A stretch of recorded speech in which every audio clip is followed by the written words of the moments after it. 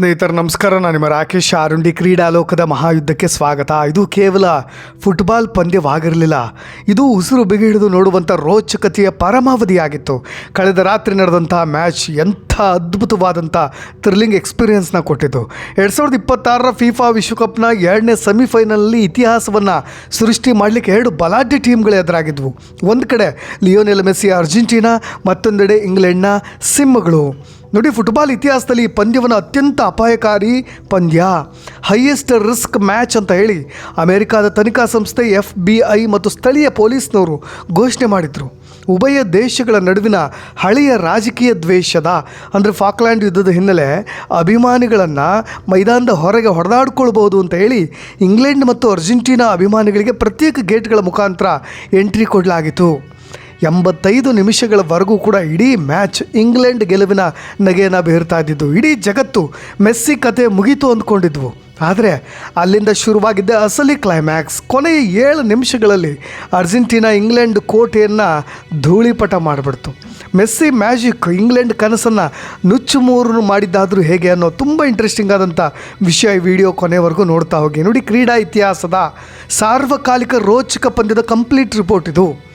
ಅಟ್ಲಾಂಟಾದ ಮೈದಾನ ಕಿಕ್ಕಿರಿದು ತುಂಬ ಹೋಗಿಬಿಟ್ಟಿತ್ತು. ವಿಶ್ವಕಪ್ನ final ಟಿಕೆಟ್ಗಾಗಿ Argentina ಮತ್ತು ಇಂಗ್ಲೆಂಡ್ ಆಟಗಾರರು ಮೈದಾನಕ್ಕೆ ಇಳಿದಾಗ ಕಣದಲ್ಲಿದ್ದದ್ದು ಕೇವಲ ಚೆಂಡಲ್ಲ, 2 ದೇಶಗಳ ಪ್ರತಿಷ್ಠೆ.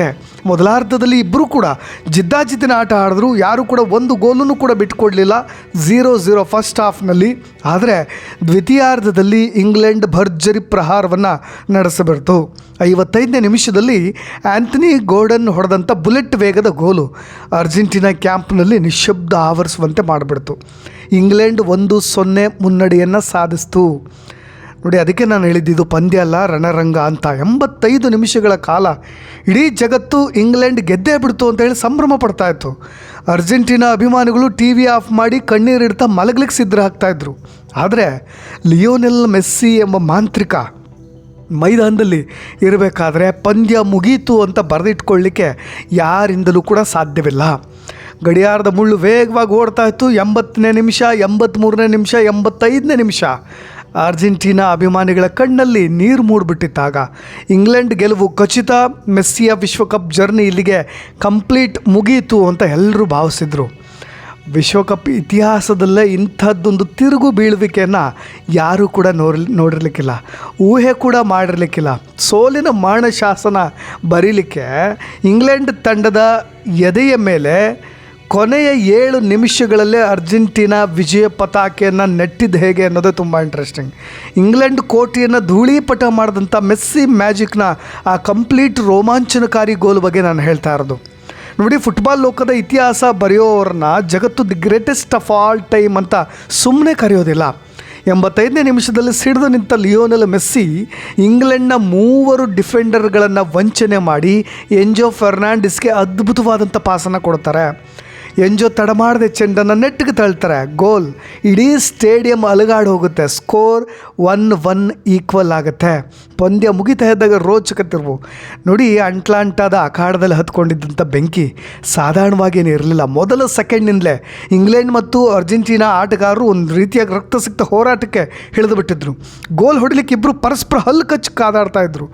ನಮಗೆ ಯಾವ ಹಂತಕ್ಕೆ ಹೋಗಿ ಮುಟ್ಟುತ್ತೋ ಅನ್ನೋ ಥರದಲ್ಲಿ ಆಗಿಬಿಟ್ಟಿತ್ತು. ಒಬ್ರಿಗೊಬ್ಬರು ನೂಕಾಡ್ತಾರೆ, ತಳ್ಳಾಡ್ತಾರೆ, ಬೀಳಿಸ್ತಾರೆ, ಕಾಲಡ್ಡ ಕೊಡ್ತಾರೆ, ನೂಕಿ ಕಿತ್ತಾಡಲಿಕ್ಕೆ ಹೋಗ್ತಾರೆ. ನಿಮಗೆ 55ನೇ ನಿಮಿಷದಲ್ಲಿ ಇಡೀ ಕ್ರೀಡಾಂಗಣದಲ್ಲಿ ಸ್ಮಶಾನ ಮೌನ ಆವರಿಸ್ಲಿಕ್ಕೆ ಕಾರಣ ಅಂದರೆ ಅದೇ, ನಿಮಗೆ ಅರ್ಜೆಂಟೀನಾ ಸೋತೇ ಬಿಡ್ತು ಅಂತ. ಇಂಗ್ಲೆಂಡ್ನ ಆಂಥನಿ ಗೋರ್ಡನ್ ಅರ್ಜೆಂಟೀನಾದ ಡಿಫೆನ್ಸ್ ಕೋಟೆಯನ್ನು ನುಚ್ಚುನೂರು ಮಾಡಿ ಗೋಲ್ ಬಾರಿಸಿದ್ದದು. ಇಂಗ್ಲೆಂಡ್ 1-0 ಮುನ್ನಡೆಯನ್ನು ಕಾಯ್ದುಕೊಂಡಾಗ ಅರ್ಜೆಂಟೀನಾ ಅಭಿಮಾನಿಗಳ ಎದೆಯಲ್ಲಿ ಅದು ಕತ್ತಿ ಇಳಿಸಿದಂತ ಆಗಿಬಿಟ್ಟಿತ್ತು. ಅದು ಸಮಯ ಮುಗಿತಾ ಬಂತು ಅಂತ ನಾನು ಆರಂಭದಿಂದ ಹೇಳ್ತಾ ಇದ್ದೀನಿ. 80, 82, 84ನೇ ನಿಮಿಷ ಅಂದಾಗ ನಿಮಗೆ ಫುಟ್ಬಾಲ್ ನೋಡ್ತಾ ಇದ್ದವ್ರಿಗೆ ಗೊತ್ತಾಗುತ್ತೆ ಆ ಸಮಯದಲ್ಲಿ ಹೇಗಿರುತ್ತೆ ಅಂತ. ಇಂಗ್ಲೆಂಡ್ ಆಟಗಾರರು ಅಲ್ಲಿ ಗ್ರೌಂಡ್ನಲ್ಲಾಗಲೇ ವಿಜಯೋತ್ಸವವನ್ನು ಆಚರಿಸ್ಲಿಕ್ಕೆ ಶುರು ಮಾಡಿಬಿಟ್ಟಿದ್ರು. ಮೆಸ್ಸಿಯ ವಿಶ್ವಕಪ್ ಯುಗ ಅಂತ್ಯ ಆಯಿತು ಅಂತ ಆಗಲೇ ವಿಧಿ ಲಿಖಿತವಾಗಿ ಮರಣಶಾಸನವನ್ನು ಬರಿತಾ ಇದ್ದರು. ಆದರೆ ಇತಿಹಾಸ ಬರೆಯೋರು ಕಲ್ಪನೆಗೂ ಸಿಗದಂತೆ ಎದ್ದು ನಿಲ್ತಾರೆ. ಇಂಗ್ಲೆಂಡ್ 3 ಆಟಗಾರರನ್ನ ಗಾಳಿಯಲ್ಲಿ ತೇಲಿಸಿ ಕೊಟ್ಟಂಥ ಬಾಲ್ ಪಾಸ್, ಎಂಜೋ ಹೊಡೆದಂಥ ಶಾಟ್ ನೇರವಾಗಿ ನೆಟ್ಗೆ ಚುಚ್ಕೊಳ್ಳುತ್ತೆ. ಅದು ದೊಡ್ಡ ಗೋಲ್ಮಾಲ್ ಅಂತಲೇ ಹೇಳ್ಬೋದು. ಸ್ಕೋರ್ 1-1 ಈಕ್ವಲ್ ಆಗುತ್ತೆ. ನೋಡಿ, ಪಂದ್ಯ ಮುಗಿಲಿಕ್ಕೆ ಕೇವಲ ಸೆಕೆಂಡ್ಗಳಷ್ಟೇ ಬಾಕಿ ಇದ್ದಿದ್ದು. ಇಂಜುರಿ ಟೈಮ್ನ 92ನೇ ನಿಮಿಷ. ಇಡೀ ಜಗತ್ತಿನ ಉಸಿರು ನಿಂತು ಹೋಗುತ್ತೆ. ಮೈದಾನದ ಮಧ್ಯಭಾಗದಿಂದ ಮೆಸ್ಸಿ ಮತ್ತೆ ಮಾಂತ್ರಿಕ ಪಾಸ್ ಕೊಡ್ತಾರೆ. ಅಲ್ಲಿ ಮಿಂಚಿನ ವೇಗದಲ್ಲಿ ಬಂದಂಥ ಲೌಟಾರೋ ಮಾರ್ಟಿನೇಜ್ ಇಂಗ್ಲೆಂಡ್ನ ಗೋಲ್ ಕೀಪರ್ನ ಕಣ್ತಂಬಿಸಿ ಚೆಂಡನ್ನು ಜಾಲರಿ ಒಳಗೆ ನೂಗ್ತಾರೆ. ಅಷ್ಟೇ, ಇಂಗ್ಲೆಂಡ್ನ ಕತೆ ಅಲ್ಲಿಗೆ ಮುಗಿಯುತ್ತೆ. ಅರ್ಜೆಂಟೀನಾ 2-1 ಗೋಲ್ಗಳಿಂದ ಇತಿಹಾಸವನ್ನೇ ಸೃಷ್ಟಿ ಮಾಡುತ್ತೆ. ನೋಡಿ, ಕಳೆದ ಪಂದ್ಯದಲ್ಲಿ ಮೈದಾನದಲ್ಲಿ ಆಟಗಾರರ ನೂಕಾಟ ತಳ್ಳಾಟದ ಬಗ್ಗೆ ನಾನು ಹೇಳ್ತಾ ಇದ್ದೆ. ಪಂದ್ಯ ಆರಂಭದಿಂದಲೇ ರೆಫ್ರಿ ಇಸ್ಮಾಯಿಲ್ ಎಲ್ಫಾತ್ ಅವರಿಗೆ ಆಟಗಾರನ ಕಂಟ್ರೋಲ್ ಮಾಡೋದೇ ದೊಡ್ಡ ಸಾಹಸ ಆಗಿತ್ತು. ನಿಮಗೆ ಇಂಗ್ಲೆಂಡ್ನ ಜೂಡ್ ಬೆಲ್ಲಿಂಗ್ಹ್ಯಾಮ್ ಮತ್ತು ಅರ್ಜೆಂಟೀನಾದ ರೋಡ್ರಿಗೋ ಡಿ ಪಾಲ್ ನಡುವೆ ಮೈದಾನದಲ್ಲಿ ತೀವ್ರ ಮಾತಿನ ಚಕಮಕಿ ಮತ್ತು ತಳ್ಳಾಟ ನಡೀತು. ಪ್ರತಿಯೊಂದು ಟ್ಯಾಕಲ್ ಮಾಡುವಾಗಲೂ ಆಟಗಾರರು ಒಂದು ದೊಡ್ಡ ಯುದ್ಧದಲ್ಲಿ ನುಗ್ತಾ ಇದ್ದರು. ನಿಮಗೆ ಸೋತ ಮೇಲೆ ಅವರು ಆಕ್ರೋಶ, ನೋವು, ಕಣ್ಣೀರನ್ನ ಕೋಡಿ ಹರಿಸ್ಬಿಟ್ರು. ಲೌಟಾರೋ ನಿರ್ಣಾಯಕ ಗೋಲು 92ನೇ ನಿಮಿಷದಲ್ಲಿ ಲೌಟಾರೋ ಮಾರ್ಟಿನೇಜ್ ಹೆಡರ್ ಮೂಲಕ ವಿನ್ನಿಂಗ್ ಗೋಲ್ ಹೊಡಿತಾ ಇದ್ದಾಗ ಇಡೀ ಇಂಗ್ಲೆಂಡ್ ಕ್ಯಾಂಪ್ ಏನಿದೆ ಶವಸದೃಶ ಮೌನಕ್ಕೆ ಶರಣಾಗಿಬಿಡ್ತು. ನಿಮಗೆ ಬ್ರಿಟಿಷ್ ತರಬೇತುದಾರ ಥಾಮಸ್ ಟುಚೆಲ್ ಅವರು ಮೈದಾನದ ಪಕ್ಕದಲ್ಲೇ ತಲೆ ಮೇಲೆ ಕೈ ಹೊತ್ತು ಕುಳಿತ್ಕೊಂಡ್ಬಿಟ್ರೆ ಲಂಡನ್ನ ಫ್ಯಾನ್ ಝೋನ್ಗಳಲ್ಲಿದ್ದಂಥ ಸಾವಿರಾರು ಇಂಗ್ಲೆಂಡ್ ಅಭಿಮಾನಿಗಳು ಸಂಭ್ರಮದ ಮೂಡ್ನಿಂದ ದಿಢೀರನೆ ಕಣ್ಣೀರು ಹಾಕ್ಲಿಕ್ಕೆ ಶುರು ಮಾಡಿಬಿಟ್ರು. ನಿಮಗೆ ದುರಂತ ನಾಯಕನಾದಂಥ ಆ್ಯಂಥನಿ ಗೋರ್ಡನ್ ಬಗ್ಗೆ ಹೇಳಲೇಬೇಕು. 55ನೇ ನಿಮಿಷದಲ್ಲಿ ಗೋಲು ಬಾರಿಸಿ ಇಂಗ್ಲೆಂಡನ್ನು ಗೆಲುವಿನ ಹೊಸ್ತಿಲಿಗೆ ತಂದಿದ್ದಂಥ ಆ್ಯಂಥನಿ ಗೋರ್ಡನ್ ಪಂದ್ಯ ಮುಗಿದ ನಂತರ ಮೈದಾನದಲ್ಲಿ ಕುಸಿದು ಬಿದ್ದು ಜೋರಾಗಿ ಹಳತೊಡಗಿದರು. ಇಂಗ್ಲೆಂಡ್ 1966 ನಂತರ ಮೊದಲ ಬಾರಿಗೆ ವಿಶ್ವಕಪ್ ಫೈನಲ್ ತಲುಪುವ ಸುವರ್ಣ ಅವಕಾಶವನ್ನು ಕೇವಲ 7 ನಿಮಿಷಗಳಲ್ಲಿ ಕಳೆದುಕೊಂಡಿದ್ದು. ನಿಮಗೆ ಆ ಪೋಸ್ಟ್ಗೆ ಬಡಿದು ವಾಪಸ್ ಬಂದಂಥ ಚೆಂಡುಗಳು ಅದನ್ನು ಹೇಳಲೇಬೇಕು. ಅರ್ಜೆಂಟೀನಾದ ಅಲೆಕ್ಸಿಸ್ ಮ್ಯಾಕ್ ಅಲಿಸ್ಟರ್ ಹೊಡೆದಂಥ 2 ಅಪಾಯಕಾರಿ ಶಾಟ್ ಇಂಗ್ಲೆಂಡ್ನ ಗೋಲ್ ಪೋಸ್ಟ್ ಕಂಬಕ್ಕೆ ಬಡಿದು ಹೊರಗೆ ಬಂದವು. ಆ ಸಮಯದಲ್ಲಿ ಇಂಗ್ಲೆಂಡ್ ಬಚಾವಾದಂಥ ರೋಚಕ ದೃಶ್ಯಗಳು ಅಭಿಮಾನಿಗಳ ಉಸಿರನ್ನ ನಿಲ್ಲಿಸ್ಬಿಡ್ತಾ ಇದ್ದವು. ಆ ಥರದ ಕ್ಷಣಗಳು, ರೋಚಕ ಕ್ಷಣಗಳು, ತುಂಬ ಹೈಲೈಟ್ಸನ್ನು ನೀವು ನೋಡಿದ್ರೆ ಗೊತ್ತಾಗುತ್ತೆ. ನಿಮಗೆ ಇಂಗ್ಲೆಂಡ್ ಕೋಟೆಗೆ ಲಿಯೋನೆಲ್ ಮೆಸ್ಸಿ ಮಾನಶಾಸನ ಬರೆದಿದ್ದು. 85ನೇ ನಿಮಿಷದವರೆಗೂ ಕೂಡ ಇಂಗ್ಲೆಂಡ್ನ ಡಿಫೆಂಡರ್ಗಳು ಮೆಸ್ಸಿಯನ್ನು ಕಂಪ್ಲೀಟ್ ಲಾಕ್ ಮಾಡಿದ್ವು. ಫಸ್ಟ್ ಹಾಫ್ನಲ್ಲಿ ನಿಮ್ಮ ಮೆಸ್ಸಿ ಕಡೆಯಿಂದ ಆ ಥರದ್ದು ಯಾವುದೂ ರೋಚಕವಾದಂಥ ಆಟವೇ ಕಾಣ್ತಾ ಇರಲಿಲ್ಲ. ಯಾಕೋ ಒಂದು ಕಡೆ ಸೈಲೆಂಟ್ ಆಗಿಬಿಟ್ಟಿದ್ದಾರಾ ಅಥವಾ ತುಂಬ ಅಗ್ರೆಸಿವ್ ಆಗ್ತಾ ಇಲ್ವಾ ಮೆಸ್ಸಿ ಅಂತ ಅನ್ನಿಸ್ತಾ ಇತ್ತು. ಆದರೆ ನಿಮಗೆ 85ನೇ ನಿಮಿಷದಲ್ಲಿ ಮೆಸ್ಸಿ ಇಂಗ್ಲೆಂಡ್ನ 3 ಆಟಗಾರನ ತನ್ನತ್ತ ಅಟ್ರ್ಯಾಕ್ಟ್ ಮಾಡಿಕೊಂಡು ಇಡೀ ಇಂಗ್ಲೆಂಡ್ ಡಿಫೆನ್ಸ್ ಕೋಟೆ ಒಂದೇ ಒಂದು ಸಣ್ಣ ಪಾಸಿಂಗ್ ಮೂಲಕ ಧೂಳಿಪಟ ಮಾಡಿದ್ದು. ಇದು ಪಂದ್ಯದ ಅತೀ ದೊಡ್ಡ ಟರ್ನಿಂಗ್ ಪಾಯಿಂಟ್ ಅಂತ ನಾನು ಭಾವಿಸ್ತೀನಿ. ನೋಡಿ, ಕ್ರೀಡಾ ಜಗತ್ತು ಎಷ್ಟು ಕ್ರೂರ ಅನ್ನೋದಕ್ಕೆ ಅಟ್ಲಾಂಟಾದ ಮೈದಾನವೇ ಸಾಕ್ಷಿ. 85 ನಿಮಿಷಗಳ ಕಾಲ ಸಿಂಹದಂತೆ ಗರ್ಜನೆ ಮಾಡ್ತಾ ಇದ್ದಂಥ ಇಂಗ್ಲೆಂಡ್ ಪಡೆ ಕೊನೆಯ 7 ನಿಮಿಷಗಳಲ್ಲಿ ಸಂಪೂರ್ಣವಾಗಿ ಜೀವಚ್ಛವವಾಗಿ ಹೋಗ್ಬಿಡ್ತು. ಗೆಲುವಿನ ಅಮಲ್ನಲ್ಲಿದ್ದಂಥ ಬ್ರಿಟಿಷರ ಕಣ್ಣುಗಳಲ್ಲಿ ಈಗ ಕಣ್ಣೀರಿನ ಮಹಾಪುರ ಹರಿತಾ ಇದೆ. 1966 ನಂತರ ಮೊದಲ ಬಾರಿಗೆ ವಿಶ್ವಕಪ್ ಫೈನಲ್ ತಲುಪುವ ಇಂಗ್ಲೆಂಡ್ ಕನಸು ಮೆಸ್ಸಿಯ ಒಂದೇ ಒಂದು ಮ್ಯಾಜಿಕ್ ಪಾಸ್ನಿಂದ ಅಟ್ಲಾಂಟಾದ ಮಣ್ಣಿನಲ್ಲಿ ಹೂತು ಹೋಗಿದೆ. ಹೌದು, ಫುಟ್ಬಾಲ್ ಎಂಬುದು ಕೇವಲ 90 ನಿಮಿಷಗಳ ಆಟ ಅಲ್ಲ. ಅದನ್ನು ಎಲ್ರಿಗೂ ಗೊತ್ತಿರುತ್ತೆ. ಅದು ಕೆಲವರಿಗೆ ಜೀವ, ಇನ್ನು ಕೆಲವರಿಗೆ ಇಡೀ ಜೀವನ. ಒಂದೇ ಒಂದು ಕ್ಷಣ, ಒಂದೇ ಒಂದು ತಪ್ಪು ಇಡೀ ಸಾಮ್ರಾಜ್ಯವನ್ನೇ ಧೂಳಿಪಟ ಮಾಡಬಲ್ಲದು ಎಂಬುದಕ್ಕೆ ಇಂಗ್ಲೆಂಡ್ನ ಈ ಕಣ್ಣೀರು ಸಾಕ್ಷಿ. ಅದೇ ಸಮಯದಲ್ಲಿ ನಂಬಿಕೆ ಮತ್ತು ಹೋರಾಟದ ಗುಣ ಇದ್ದಿದ್ದರೆ ಸೋಲಿನ ದವಡಿಯಿಂದಲೂ ಕೂಡ ವಿಜಯಲಕ್ಷ್ಮಿಯನ್ನು ಸೆಳೆದುಕೊಂಡು ಬರಬಹುದು ಅನ್ನೋದಕ್ಕೆ ಲಿಯೋನೆಲ್ ಮೆಸ್ಸಿಯ ಅರ್ಜೆಂಟೀನಾ ತಂಡವೇ ಸಾಕ್ಷಿ.